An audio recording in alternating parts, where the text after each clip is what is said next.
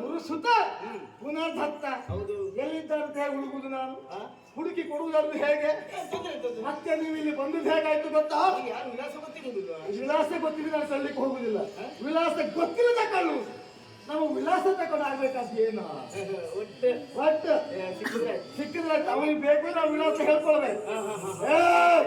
ಮಕ್ಕಳ, ನೀವು ಇಲ್ಲಿ ಬಂದದ್ದು ಹೇಗಾಯ್ತು ಗೊತ್ತಾ? ಮಗನ ಮೋರಿಸ್ ಅಂತ ಅಂದವನೇ ಹಸಿದು ಮಲಗಿರುವಂತ ಹುಲೆಯ ಗುಹೆಗೆ ಹೊಕ್ಕಿದ್ರೆ ಏನಾಗ್ತದೆ? ನಾನು ಹುಲೆ ಹೆಪ್ಪೊಲೆ. ಯಾವುದು ನಿಮ್ಮಂತ ಪಸುಳೆಗಳು ಹೋಗ್ತಾರೆ, ಬಿಡ್ತದೆ ಹುಲಿ, ಮುರಿದು ಮುಕ್ತದೆ. ನೀ ಅಂತ ಹುಲಿ ಪುಣ್ಯಾತ್ಮ. ಹುಲಿ ನಾವು ಊರಲ್ಲೇ ಹುಲಿಗೆ ಹೆಸರಿದ್ದಾವಲ್ಲ, ಗೊತ್ತುಂಟ? ಹೌದು, ನನಗಿಂತ ಬಿಗು ಹುಲಿ ಊರಲ್ಲಿ ಹೆಪ್ಪುಲಿ ಅಂದೆಲ್ಲ ತಲೆ ಮೇಲೆ ಜುಟ್ಟು ನೋಡಿ ಗೊತ್ತಾಯ್ತು ನೀ ದೊಡ್ಡ ಹೆಪ್ಪುಲಿ ಅಂತ. ಹಾಗಂತ ಹುಲಿಗೆಲ್ಲ ಹೆಸರು ಮಗನಾದಲ್ಲ. ನಮ್ಮೂರಲ್ಲಿ ಹುಲಿ ಇತ್ತ, ಆ ಹುಲಿಯನ್ನು ಹೀಗೆ ಮುತ್ತಿ ಹುಲಿಗೊಂದು ಮುತ್ತು ಕೊಟ್ಟು ಬಂದಿದ್ದೆ. ಆ ಹುಲಿಯೇ ಏನು ಮಾಡ್ಲಿಲ್ಲ ನಂಗೆ. ಯಾವ ಹುಲಿ ಅದು? ಮೋಗಿ ಪುಸ್ತಕದಲ್ಲಿದ್ದದ್ದು. ಹುಲಿ ಎಂಬುದುಂಟ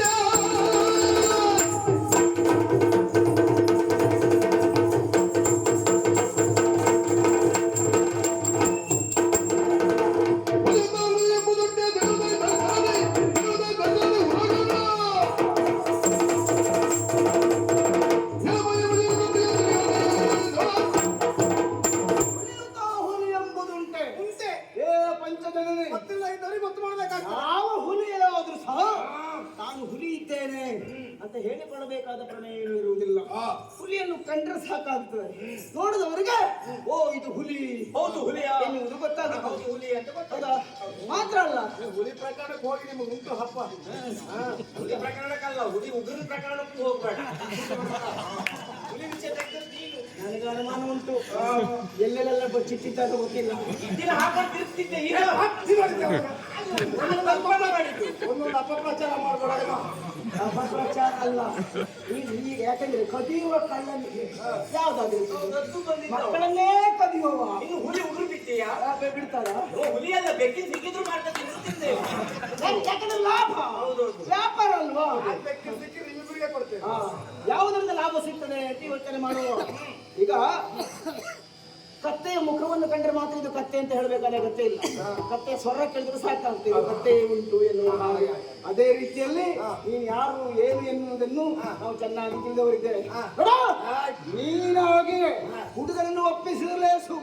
ಇಲ್ಲದೇ ಇದ್ರೆ ನಿನ್ನ ಐಶ್ವರ್ಯಕ್ಕೆ ತಿಳಿಸ್ತಾನೆ. ಈಗ ನಾನು ಕತ್ತೆ ಎಂಬಂತೆ ನೀವು ನನ್ನನ್ನು ಬಿಂಬಿಸ್ತೀರಿ ಅಂತ ಆದ್ರೆ ಇಬ್ರು ಹಿಂದ್ಗಡೆ ಬಂದಿಲ್ಲ, ಗೊತ್ತಾಗ್ತದೆ ಹೇಗೆ ಅಂತ ಹೇಳಿ.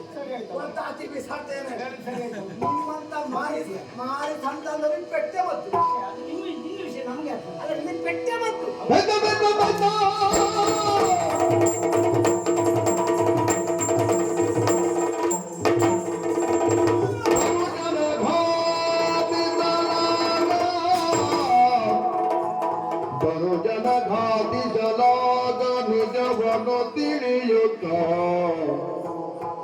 ನಿಜವನು ತಿಳಿಯುತ್ತಲ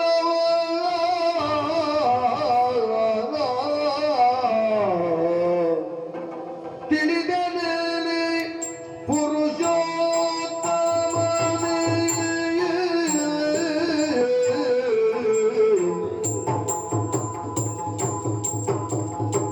ತಿಳಿದನೇನೆ ಪುರುಷೋತ್ತಮನೇ ಇಳೆಯ ಭಾರವ ನೀಡುಗ ಬಂದಿಗೆ. ಇಳೆಯ ಭಾರವ ಇಡುಗ ಬಂದಿಗೆ. ಛಲವ ತೊರೆದೆನು ತೋರು ಹೊರಗದಿ. ಛಲವ ತೊರೆದೆನು ತೋರು ಹೊರಗದಿ. ನಳಿನೇತ್ರ ಚಲವ ತೋರೆದೇನು ತೋರು ಬರಗತಿ.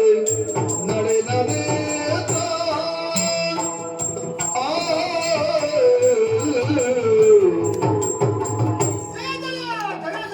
ಜಯ ಜಯ. ಇದುವರೆಗೂ ಅನೇಕರು ನಮ್ಮಲ್ಲಿ ಹೋರಾಟಕ್ಕೆ ಬಂದವರಿದ್ದಾರೆ. ಮಳೆತು ನಿಂತು ಅವರಲ್ಲಿ ಸಂಗ್ರಾಮ ಮಾಡಿದವರು ನಾನೇ ಇದ್ದೆ. ಆದರೆ ಇವತ್ತಾದಂತ ಅನುಭವ ನಾನು ಹುಟ್ಟಿನಿಂದ ಇಲ್ಲಿವರೆಗೂ ಆಗ್ಲಿಲ್ಲ ಪ್ರಭು. ನಿಮ್ಮ ಕರದ ಸ್ಪರ್ಶ ಆಗುತ್ತಿದ್ದ ಹಾಗಾಗಿ ಯಾವುದೋ ನವ ಚೈತನ್ಯ, ಯಾವುದೋ ಅವಿಚ್ಛಿನ್ನವಾದಂತ ಮೂರ್ತಿಯ ಸನಿಯ ನಾನು ಇದ್ದೇನೆನ್ನುವಂತ ಅನುಭವ, ಯಾವುದೋ ಪುಣ್ಯತನವಾದಂತ ಕಾರ್ಯ ಮಾಡೋದಕ್ಕೆ ಬಂದಂತ ದಿವ್ಯ ಸಾನ್ನಿಧ್ಯದಲ್ಲಿ ನಾನು ಮಲಗಿದ್ದೇನೋ ಎನ್ನುವ ಅನುಭವ ಪ್ರಭು ತಿಳಿದೆ. ನನಗೆ ಮುಸುಕಿರುವ ಅಂಧಕಾರದ ಕತ್ತಲೆನ್ನುವುದು ದೂರವಾಯಿತು. ಸತ್ಯದ ಸೂರ್ಯೋದಯ ಇಂದು ಪ್ರಕಟವಾಗುತ್ತಾ ಇದೆ. ನೀನ್ಯಾರು, ನೀನೇನು, ನೀನೆಷ್ಟು, ನೀನ್ಯಾಕೆಲ್ಲಿ ಬಂದೆ, ಎಲ್ಲಿಯೋ ದೊರೆಯ ಭಾರವನ್ನು ಇಳಿಸುವುದಕ್ಕಾಗಿ ಬಂದ ಮಹಾಮಹಿಮ ಚೇತನವಂತೆ, ದೇವಾದಿ ದೇವೋತ್ತಮನಂತೆ, ಆದಿ ಅಂತ್ಯ ರಹಿತನಂತೆ, ಚಿನ್ಮಯಾತ್ಮಕನಂತೆ, ಅಂತೆ ಕಂತೆಗಳ ಸಂತೆಯಲ್ಲಿ ನಾನು ಬದುಕುತ್ತಿದ್ದೇನೆ ಬಿಟ್ಟೆ ನೀನಂತೆ ಎನ್ನುವುದು ನನಗೆ ವೇದ್ಯವಾಗಲಿಲ್ಲ. ನಿನ್ನ ಕರದ ಸ್ಪರ್ಶದಿಂದ ನಾನು ಪುನೀತನಾದೆ, ಪಾವನನಾದೆ. ಅರ್ಥವಾಯಿತು ನೀನೇನು ಎನ್ನುವುದಾಗಿ. ಇದು ನಾನು ಮಾಡಿದ್ದೆಲ್ಲವೂ ಅಪರಾಧ ಎನ್ನುವುದಾಗಿ ನಿನ್ನ ಪಾದದ್ವಯಗಳನ್ನು ಹಿಡಿದು ಕಣ್ಣೀರಿನಿಂದ ತೊಳೆದು ತಮ್ಮ ಮಕ್ಕಳನ್ನು ಕಳೆದುಕೊಂಡು ಹೀನ ಸ್ಥಿತಿಯಿಂದ ಒಂದೊಂದು ತುತ್ತು ಉಣ್ಣುವಾಗಲೂ ತನ್ನ ಮಕ್ಕಳನ್ನು ನೆನೆದುಕೊಂಡು ಕಣ್ಣೀರಿಡುತ್ತಾ ಇದ್ದಾರಂತಾದ್ರೆ ಅದಕ್ಕೆ ಕಾರಣ ನಾನಾಗಿದ್ದೆ. ಪಾಪದ ಫಲವನ್ನು ಈಗ ಅನುಭವಿಸ್ತಾ ಇದ್ದೆ. ಅದಕ್ಕೆ ತಕ್ಕ ಪ್ರಾಯಶ್ಚಿತ್ತ ಅಂತಾದರೆ ನಿನ್ನಿಂದಲೇ ನನ್ನ ಹತ್ಯೆ ಆಗಬೇಕು, ನನ್ನನ್ನು ಕೊಂದು ಮುಗಿಸು ಪ್ರಭು. ಸರಿ, ಈಗಲಾದರೂ ನಾನು ಯಾರು ಎನ್ನುವುದನ್ನು ತಿಳಿದುಕೊಳ್ಳುವುದರ ಜೊತೆಯಲ್ಲಿ ತಪ್ಪನ್ನು ಒಪ್ಪಿಕೊಳ್ಳುತ್ತಾ ಇದ್ದಿ. ನಮಗೆ ನಿನ್ನನ್ನು ಕೊಲ್ಲುವುದೇ ಉದ್ದೇಶ ಅಲ್ಲ, ದಂಡಿಸುವುದೇ ಉದ್ದೇಶ ಅಲ್ಲ. ನಮಗೆ ಬೇಕಾದದ್ದು ಪುನರ್ದತ್ತ. ಅವನನ್ನು ನೀನು ಕೊಟ್ರೆ ನಿನ್ನನ್ನು ಕ್ಷಮಿಸಿ ಬಿಟ್ಟು ಹೋಗುತ್ತೇವೆ. ಗುರುಗುಂದಾನ ವೈವಾತ್ಮದ ಪುರದರತಿ ಪ್ರತಿಮಾಲಿಗೆ ಮಾರಿದೆ ತರತಿ ಕೊಂಬುದು ನೀನೆನು ತಲವ ಚರಣ ಕೆಳಗಿ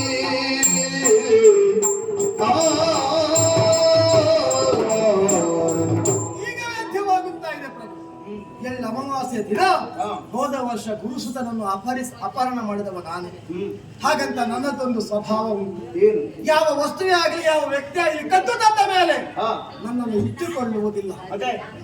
ನನಗೆ ಅವರು ಎಷ್ಟು ಕೊಡ್ತಾರೆ, ಇಂತಿಷ್ಟೇ ಕೊಡಬೇಕೆಂದಾಗಿ ಅವರಿಗೆ ನಾನು ಬೇಡಿಕೆ ಇರುವುದಿಲ್ಲ. ಅವರು ಕೊಟ್ಟಷ್ಟು ಸ್ವೀಕರಿಸ್ತೇನೆ, ಕದ್ದ ವಸ್ತುವನ್ನು ಮಾರಿಬಿಡುತ್ತೇನೆ. ಗುರುಸುತನಾದ ಪುನರ್ದತ್ತನನ್ನು ವೈವಸ್ವತಪುರದ ಅಧಿಕಾರಿಯಾಗಿರುವಂತ ಮೃತ್ಯು ಮಾಲಿನಿಗೆ ನಾನು ಮಾರಿಯಾಗಿದೆ. ನೀನು ಮಾರಾಟ ಮಾಡ್ಲಿಕ್ಕೆ ಬೇರೆ ಎಂತದ್ದು ಸಿಕ್ಕಿಲ್ಲ ನಿಮಗೆ? ಏನು ಸಿಕ್ಕಿದ್ರು ಮಾರಾಟ ನಮ್ಮದು, ಒಟ್ಟು ಲಾಭ ಗಳಿಸ್ಬೇಕು ಅಷ್ಟೇ. ಹೋಗಿ ಅವನನ್ನೀಗ ಹೇಮ ಮಾಲಿನಿಗೆ ಮಾರಿದ್ದ ಮೃತ್ಯು ಮಾಲಿನಿ. ಹಾಗಂತ ನಾನೀಗ ಹೋಗಿ ಕೇಳುವ ಹಾಗಿಲ್ಲ. ನನ್ನದ್ದು ಒಂದು ಧರ್ಮ ಎನ್ನುವುದು ಕೊಟ್ಟ ಬಳಿಕ ಮತ್ತೆ ಪುನಃ ಬೇಡುವ ಅಥವಾ ಕೇಳುವ ಅಧಿಕಾರ ನನ್ನಲ್ಲಿ ನಾನು ಹೋಗುವುದಿಲ್ಲ. ಕೊಟ್ಟಾಗಿದೆ ಎಂಬಲ್ಲಿಗೆ ಮತ್ತೆ ನಾನು ಕೇಳುವುದು ಸರಿಯಲ್ಲ. ನೀವು ಅಲ್ಲಿಗೆ ಹೋಗಿ ಅವಳನ್ನು ಬಿಡಿಸಿಕೊಂಡು ಬರಬೇಕು, ಆ ಮಗುವನ್ನು ಬಿಡಿಸಿಕೊಂಡು ಬರಬೇಕು. ಹಾಗಂತ ಮಗುವಿನ ಜೀವಕ್ಕೆ ಏನು ಅಪಾಯ ಯಾಕೆ ಮಾಡಲಿಲ್ಲ ಎಂಬುದಾಗಿ ನನಗೆ ಭರವಸೆ ಉಂಟು. ನನ್ನ ಜೀವನ ಎನ್ನುವುದು ಮರವೊಂದು ಹುಟ್ಟಿ ಬೆಳೆದು ಸತ್ತಾಗ ಆಗಬಾರದು. ನನ್ನ ಬದುಕಿಗೆ ಒಂದು ಸಾರ್ಥಕತೆ ಬೇಕು. ನಾನು ಇವತ್ತು ಅಳಿದರೂ ನಾಳೆ ದಿವಸ ನನ್ನ ಹೆಸರನ್ನು ಸ್ಥಾಯಿಯಾಗಿ ಈ ಪ್ರಪಂಚದಲ್ಲಿ ಶಾಶ್ವತವಾಗಿ ಉಳಿಯಬೇಕು. ದುಷ್ಟನಾಗಿ ದುರಾಚಾರವನ್ನು ಎಸಗುತ್ತಿರುವಂತಹ ಪಂಚಜನ ನಿನ್ನ ಸಾನ್ನಿಧ್ಯಕ್ಕೆ ಬಂದಾಗ, ನಿನ್ನ ಕರ ಸ್ಪರ್ಶದಿಂದ ಪುನೀತನಾದ ಮೇಲೆ ನನ್ನ ಬದುಕು ಪಾವನ ಎನ್ನುವುದಾಗಿ ಭಾವಿಸ್ತೇನೆ. ಹಾಗೆ ನನ್ನ ಹೆಸರೊಂದು ಈ ಪ್ರಪಂಚದಲ್ಲಿ ಉಳಿಯುವ ಹಾಗೆ ಅನುಗ್ರಹಿಸಬೇಕು. 16 ವರ್ಷ ನೆರಳಾಗಿ ನಿಂತ ಮರವು ಸಹ ಕೊಲೆಯಾಗಿ 106 ವರ್ಷ ಬದುಕುತ್ತದೆ. ಆದರೆ 106 ವರ್ಷ ರಾಜ್ಯಭಾರ ಮಾಡಿದಂತಹ ಮಹಾರಾಜನಾದರೂ ಸಹ ಹೆಣವಾಗಿ 3 ದಿನವೂ ಇರುವುದಿಲ್ಲ. ಅದು ಮನುಷ್ಯನ ಸಾರ್ಥಕತೆ ಇರುವುದು. ಹಾಗಿದ್ರೆ ಬದುಕಿನಲ್ಲಿ ಇದುವರೆಗೆ ನೀನು ಮಾಡಿದಂತಹ ಪಾತಕ ಏನೇ ಇದ್ರು ಸಹ ಈಗ ತಪ್ಪಾಯಿತು ಅಂತ ಒಪ್ಪಿಕೊಳ್ಳುವುದರ ಜೊತೆಯಲ್ಲಿ ಇನ್ನು ಬದುಕಬೇಕು ಅಂತ ಆಸೆ ಇಲ್ಲ. ಪುನಃ ಪುನಃ ಹುಟ್ಟುವಂತಹ ಈ ಜನನ ಮರಣಗಳ ವರ್ತುಲದಿಂದ ಪಾರಾಗಬೇಕು ಮಾತ್ರವಲ್ಲ, ತನ್ನ ಶಾಶ್ವತವಾಗಿರಬೇಕು ಎನ್ನುವ ಉದ್ದೇಶ ಅಲ್ವೇ? ಸಾಕು ದೇವರು. ಹೌದಾ? ಅನುಗ್ರಹಿಸ್ತೇನೆ.